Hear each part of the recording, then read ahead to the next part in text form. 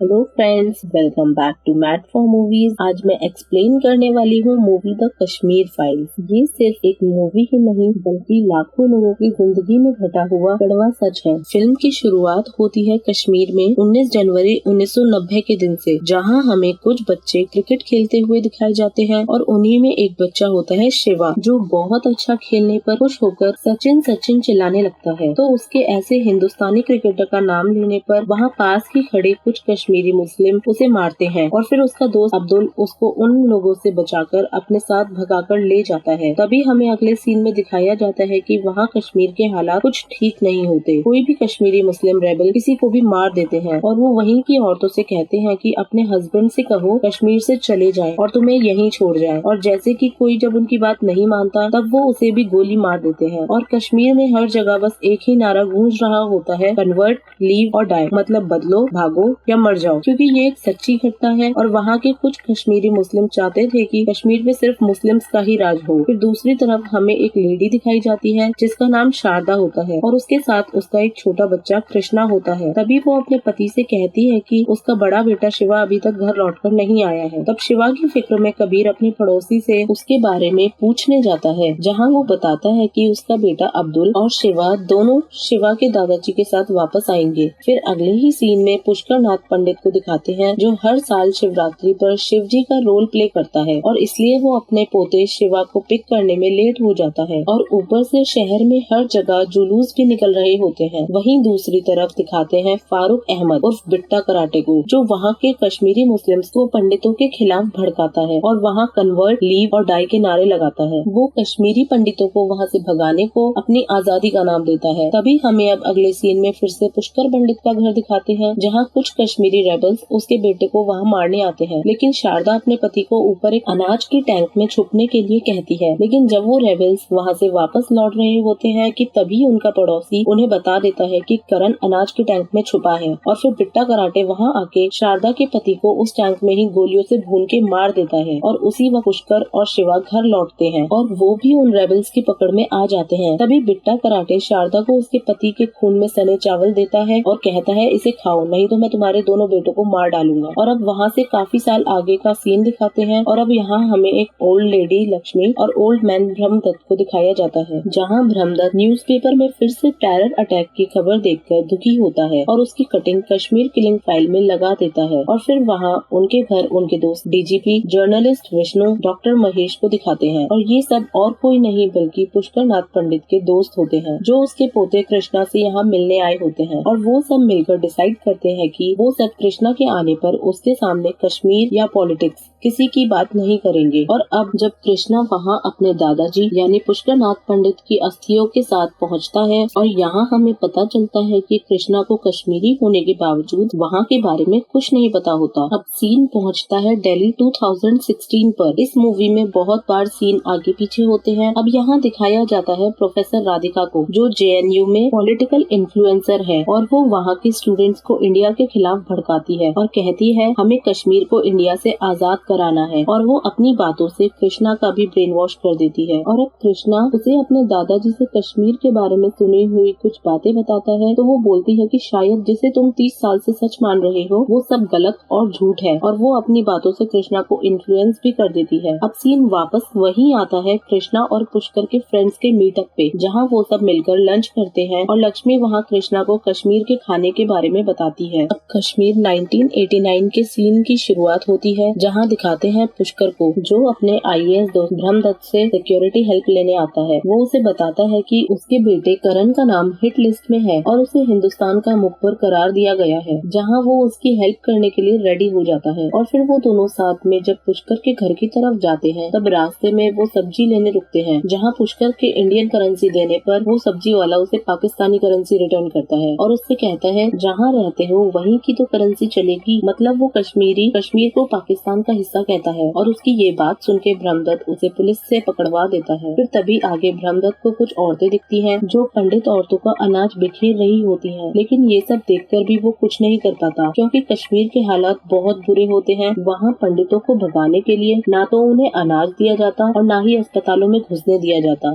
पुष्कर और उसके फ्रेंड्स को दिखाते हैं, जो पॉलिटिकल इश्यूज को डिस्कस कर रहे होते हैं और वहाँ हमें उनकी बातों से पता चलता होता है कि उस टाइम पर न्यूज में भी कोई सच बातें नहीं दिखाने देते थे। तभी वहाँ एक कांस्टेबल आके वहाँ डीजीपी को बताता है कि जज साहब को भी उन कश्मीरी रेबल्स ने गोली मार दी। और अब अगले सीन में दिखाते हैं ब्रह्मदत्त और लक्ष्मी को, जो उनकी बेटी को स्कूल छोड़ने आते हैं। तभी वहाँ बिट्टा कराटे अपने साथियों के साथ आके वहीं पास में खड़े कुछ ऑफिसर्स को मार के वहाँ चौक से इंडिया का फ्लैग हटा के कश्मीरी फ्लैग लगा देता है और पास में खड़ी इंडियन पुलिस भी कुछ नहीं कर पाती। और अब ये सब देखने के बाद ब्रह्मदत्त सीएम से मिलने जाता है और उसे सब बताता है, लेकिन सीएम भी उससे कहता है कि शहर में सब ठीक करना तुम्हारी जिम्मेदारी है। और फिर सीएम ब्रह्मदत्त के इंडिया और कश्मीरी पंडित की तरफ बोलने पर उसे इंडियन स्पाई बोलकर सस्पेंड कर देता है। और वहीं हमें सीएम को बिट्टा कराटे के साथ दिखाते हैं और अब सीन दोबारा स्विच होता है और अब यहाँ कृष्णा को दिखाते हैं, जहाँ हमें पता चलता है कि वो कॉलेज में प्रेसिडेंट की पोस्ट के लिए इलेक्ट करता है। और वहीं फिर से राधिका उसका ब्रेन वॉश करती है और कश्मीरी मुस्लिम स्टूडेंट्स का सपोर्ट करने को कहती है, जहाँ अब उसके इलेक्शन लड़ने की बात उसके दादाजी को पता चल जाती है और वो उसको इस पॉलिटिक्स से, आजादी के नारों से और लड़ाई से दूर रहने के लिए कहते हैं। जहाँ कृष्णा पुष्कर से पुरानी सब बातें भूलकर मूव ऑन करने के लिए कहता है, क्योंकि एग्जैक्टली उसे कुछ पता नहीं होता। वहीं पुष्कर उसे एग्जैक्टली कश्मीर क्या है और कैसा है बताता है और कहता है, मैं तब तक नहीं मरूंगा जब तक आर्टिकल 370 नहीं हट जाता। अब सीन फिर से स्विच होता है Krishna and old friends meetup पर, जहाँ लक्ष्मी के फोन पर उसकी बेटी का फोन आता है और उससे बात करते टाइम कृष्णा को डाउट हो जाता है कि उसके पेरेंट्स की मौत एक्सीडेंट से नहीं हुई, जबकि कृष्णा को ये पता था कि उसके पेरेंट्स एक एक्सीडेंट में मारे गए थे। और फिर वो लक्ष्मी से कहता है कि क्या आपके पास मेरे पेरेंट्स की कोई तस्वीर है? फिर जब लक्ष्मी उसे उसके पेरेंट्स की तस्वीर दिखाती है तो वो उसमें अपने पेरेंट्स को पहचान नहीं पाता, क्योंकि उसे अपने पेरेंट्स की शक्ल ही याद नहीं थी। तब लक्ष्मी उसे उसके पेरेंट्स दिखाती है। फिर वो उसे बताता है कि उसने कभी अपनी फैमिली की फोटो नहीं देखी, क्योंकि उसके दादाजी एक्सीडेंट के बाद यहाँ से कुछ ले जा नहीं पाए थे। तभी बातों ही बातों में ब्रह्मदत्त बोलता है कि वहाँ से 5 लाख हिंदुओं को मार के भगाया गया था, जिसे जेनोसाइड कहते हैं। तभी इस बात पर कृष्णा उससे कहता है, वो जेनोसाइड नहीं, डर्टी पॉलिटिक्स थी और 5 लाख नहीं, सिर्फ 2 लाख लोग थे। मीन्स राधिका ने जो उसका ब्रेन वॉश किया था वो वही सब बोलता है। वो कहता है उन लोगों को पाकिस्तानी मिलिटेंट्स ने मारा, ना कि कश्मीरियों ने। और वो कहता है जब छोटे छोटे बच्चे अपने बाप को पूरी जिंदगी नहीं देखते, इसलिए वो टेररिस्ट बनते हैं। और अब यहाँ बातों ही बातों में उसे पता चलता है कि उसके पापा का कोई एक्सीडेंट नहीं बल्कि मर्डर हुआ था। और वो पूछता है अगर ऐसा है तो उसका भाई कहाँ है? उसे पता होता है कि अब भी सब उससे कुछ छुपा रहे हैं और वो उनसे हाथ जोड़ के सच्चाई पूछता है। फिर दिखाया जाता है 19 जनवरी 1990 का दिन, जहाँ बिट्टा कराटे अपने आदमियों से कहता है कि कश्मीर को हमें पाकिस्तान बनाना है, वो भी हिंदू औरतों के साथ और हिंदू आदमियों के बगैर। और अब इस सीन में दिखाते हैं कि बिट्टा कराटे ने शारदा को जो उसके पति के खून में सने चावल दिए थे, वो अपने बच्चों को बचाने के लिए उन्हें खा लेती है। अब पुष्कर अपने दोस्त डॉक्टर महेश को कॉल करता है एम्बुलेंस भेजने के लिए, क्योंकि उसके बेटे की अभी भी सांसें चल रही होती हैं। जैसे ही डॉक्टर वहां जाने के लिए निकल ही रहा होता है कि वहां एक कश्मीरी रेबल आता है, जो डॉक्टर से अपने भाई के लिए O नेगेटिव ब्लड चढ़ाने के लिए कहता है। डॉक्टर कहते हैं ब्लड बैंक में ये ब्लड नहीं है, तो वो कहता है किसी पेशेंट से निकाल के चढ़ा दो। जब नर्स कहती है हम ऐसा कैसे कर सकते हैं, तो वो उसे गोली मार देता है। फिर एक पेशेंट कहता है मेरा ब्लड O नेगेटिव है, और फिर जब ब्लड चढ़ जाता है तो वो रेबल उसकी ब्लड सप्लाई बंद नहीं करने देता, जिससे उस पेशेंट की भी मौत हो जाती है। और वहीं दूसरी तरफ दिखाया जाता है ब्रह्मदत्त को, जहाँ उसे पुष्कर का कॉल आता है और वो उसे बताता है कि उसका बेटा मर गया है और उन्हें रात तक कश्मीर से जाने को कहा गया है, और साथ ही 5 लाख और कश्मीरी पंडितों को भी। और ब्रह्मदत्त उससे कहता है कि मैं तुम्हें जस्टिस दिलाकर रहूंगा, लेकिन उसकी सारी कोशिशें बेकार हो जाती हैं। फिर पुष्कर के डीजीपी दोस्त हरी को भी ये सुनकर दुख होता है कि उसकी फैमिली को सिक्योरिटी देने के बाद भी उसके कांस्टेबल उन रेबल्स को रोक नहीं पाए। और अब वहीं पुष्कर का दोस्त विष्णु उसको और उसकी फैमिली को एक ऐसे आदमी के पास छोड़ने जाता है जो ऐसे ही लोगों की मदद करता है। और यहाँ से जाते हुए दिखाते हैं कि पुष्कर को अपने कश्मीर से बहुत प्यार होता है और वो उसे ऐसे जलता हुआ देखकर बहुत मायूस होता है। और अब ये सब वहीं उस आदमी के ठिकाने पर पहुँच जाते हैं, जहाँ वो आदमी इन सबको समझाता है और कहता है हमारे बच्चों और औरतों की रक्षा करना हमारा पहला धर्म है। और वो सब वहाँ धीरे धीरे भारत माता की जय का नारा भी लगाते हैं। तभी उस आदमी के घर के बाहर कश्मीरी रेबल्स आते हैं और कहते हैं आप यहाँ सेफ नहीं हैं, हमारे साथ चलिए। और फिर उसको और उसके बेटे को वहाँ से ले जाते हैं। तभी पीछे से जब वो सब रेफ्यूजीज वहाँ से निकल जाते हैं तो रास्ते में उन्हें बहुत परेशानी का सामना करना पड़ता है, जैसे कि बच्चे को भूख लगना, प्रेग्नेंट लेडी को टॉयलेट आ जाना। ये सब देखकर बहुत रोना आता है। वाकई उन सब ने बहुत कुछ सहा। तभी रास्ते में आगे उन सबको वो आदमी और लड़का पेड़ से लटके दिखते हैं जो उन रेफ्यूजीज की मदद कर रहे थे। और उन्हें देखकर वो सब डर जाते हैं। और अब उन सबको रेफ्यूजी कैंप में दिखाया जाता है, जहाँ डॉक्टर पुष्कर नाथ को बताता है कि उन्हें कैटरैक्ट है और उन्हें लेंस लगवा लेना चाहिए, और वो उन्हें अच्छे लेंस लगाने के लिए सलाह देता है, नहीं तो उन्हें फ्यूचर में ब्लाइंडनेस भी हो सकती है। लेकिन पुष्कर सस्ते लेंस लगवाने को बोलता है और कहता है मेरे लेंस से ज्यादा जरूरी मेरे पोते की पढ़ाई है। और हमें दिखाया जाता है कि पुष्कर नाथ अब दिन में बस एक ही बार खाना खाता है ताकि उसकी फैमिली ठीक से खाना खा सके, और एक बिस्कुट को खाने में भी इतना सोचता है कि ऐसा देखकर आंखों में पानी आ जाता है। अनुपम खेर जी की एक्टिंग वाकई काबिलिए तारीफ थी। वहीं इस कैंप में कई हजारों लोग भूख से, बिच्छू के काटने से और अलग अलग परेशानियों से मर रहे होते हैं। और अब अगले सीन में कृष्णा सबसे पूछता है कि क्या फिर आप में से कोई मेरे दादाजी से मिला, लेकिन सब एक एक करके वहाँ से चले जाते हैं। लेकिन उनमें से ब्रह्मदत्त था जो उससे मिला था, वो भी वहीं उस रेफ्यूजी कैंप में, जहाँ वो होम मिनिस्टर को लोगों की परेशानी दिखाने और सुनने के लिए ले जाता है। वहाँ सब अपनी अपनी परेशानियाँ बताते हैं। तभी पीछे से एक आदमी बोलता है आर्टिकल 370 हटाओ ताकि हम अपने घर जा सके, सारी परेशानियाँ खुद ही खत्म हो जाएंगी। वो और कोई नहीं बल्कि पुष्कर पंडित होता है, जिसे अब दिखना लगभग बंद हो गया था। उसे ये भी नहीं पता होता कि उसका दोस्त ब्रह्मदत्त वहाँ आया है, और ब्रह्मदत्त के बोलने पर भी वो उससे कोई बात नहीं करता। उसके बाद ब्रह्मदत्त पुष्कर की फैमिली से मिलता है और कहता है वो पास में ही उन्हें एक घर दिला देगा और साथ ही जॉब भी दिला देगा। शारदा उसकी बात मान लेती है ताकि उसके बच्चों का फ्यूचर बन सके, और अब वो सब वहाँ रहने लगते हैं। लेकिन वहाँ के हालात भी कुछ ठीक नहीं होते। वहाँ के मौलवी वहाँ के बच्चों को बहुत गलत गलत बातें पढ़ाते हैं, और वहीं दूसरी तरफ दिखाते हैं कि अब बिट्टा कराटे का इंटरव्यू हो रहा होता है, जो कि खुद को एक फ्रीडम फाइटर बताता है, और वो खुद कबूल भी करता है कि उसने 20 से 25 लोगों को मारा, लेकिन इसलिए क्योंकि वो आरएसएस के थे। वहीं ये देखकर पुष्कर नाथ को बहुत दुख होता है। वो सोचता है गलत आदमी तो पार्लियामेंट तक पहुँच गया, और यहाँ मैं सही चीज की मांग कर रहा हूँ तो मेरी प्राइम मिनिस्टर से बात ही नहीं हो पा रही है। वहीं अब मौलवी से और स्कूल के माहौल को देखकर शिवा भी स्कूल जाने से डरता है,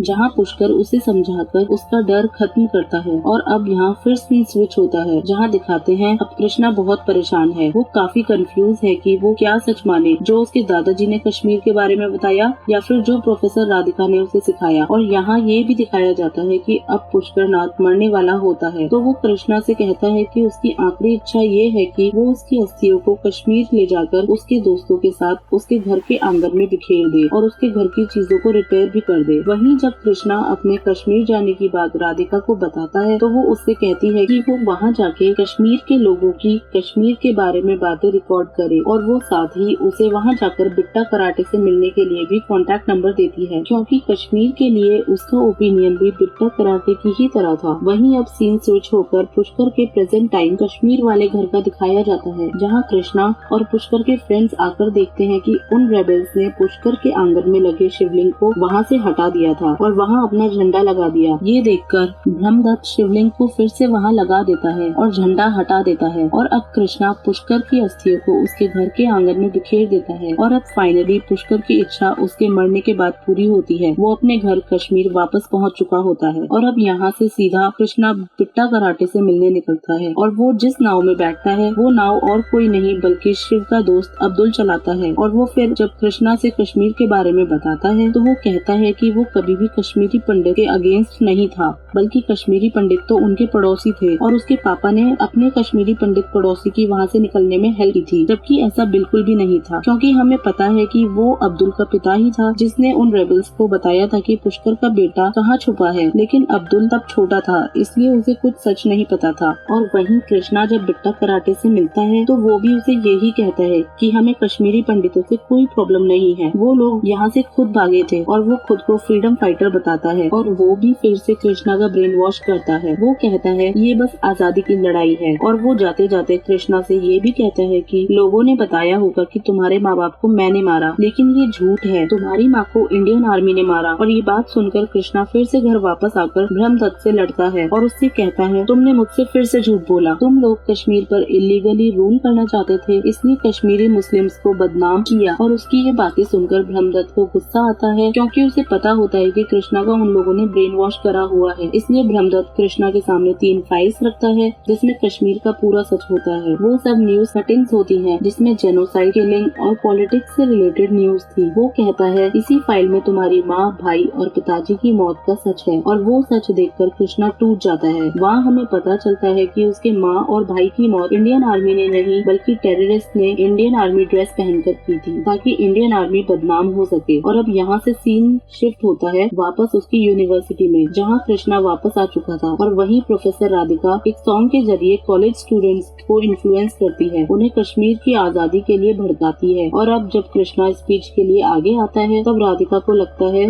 वो उसी की साइड है और वो उसे कहती है जो तुमने कश्मीर में देखा वो सबको बताओ। लेकिन कृष्णा अपनी स्पीच एक महान ऋषि मुनि कश्यप के ज्ञान से शुरू करता है और वो कहता है ऋषि कश्यप ने वही कश्मीर में आकर साधना की थी और उन्हीं के नाम पर कश्मीर का नाम पड़ा। इसी तरह वहाँ पर बहुत से शास्त्री और ज्ञानी आए और वो सबको ग्लोरीफाई करता है और कहता है और इन्हीं बहुत सारे पंडितों ने मिलकर बनाया कश्मीर। फिर एक बार वहाँ कुछ इस्लामिक आए जो वहाँ शरण लेने आए थे और पंडितों ने उन्हें रहने भी दिया था। फिर धीरे धीरे कश्मीर की खूबसूरती और खासियत उन्हें समझ आने लगी और अपनी मेजोरिटी बनाने के लिए उन्होंने वहाँ कश्मीरी पंडितों पर अटैक किया, उन्हें मारा, भगाया, उन्हें जबरदस्ती बीफ खिलाया और उनकी बेटी और वाइफ को यूज करके अपनी मेजोरिटी करनी चाहिए। और इसी तरह उन्होंने वहाँ के मेजोरिटी कश्मीरी पंडित्स को माइनॉरिटी में कन्वर्ट कर दिया और वहाँ से 5 लाख पंडितों को भगा दिया गया। और वो उन्हें बोलता है हमारे पास तो पूरी आजादी है यहाँ से अपने घर जाने की, लेकिन उन रेफ्यूजीज का क्या जिन्हें अपना घर छोड़कर आना पड़ा। और वो ऐसे ही अपनी स्पीच के थ्रू सबको कश्मीर का सच बताता है और उसकी बातें सुनकर राधिका वहाँ से चली जाती है। फिर यहाँ से सीन स्विच होता है और हमें दिखाते हैं बिट्टा कराटे को, जो इंडियन आर्मी यूनिफॉर्म पहनकर अपने रेबल्स के साथ आता है और वहाँ के ऑफिसर से कहता है कि आपकी यहाँ से ड्यूटी शिफ्ट हो गई है और उन इंडियन ऑफिसर को वहाँ से भेज देता है। फिर वो वहाँ सभी कश्मीरी पंडितों को घर से बाहर बुलाकर उन्हें मार देता है। यहाँ वो पुष्कर को जिंदा छोड़ देता है ताकि वो यहाँ की दर्दनाक और कड़वी सच्चाई जाकर बाहर बता सके। और इसलिए कृष्णा और पुष्कर पंडित बच जाते हैं, लेकिन बिट्टा कराटे वहाँ सभी पंडितों को इकट्ठा करके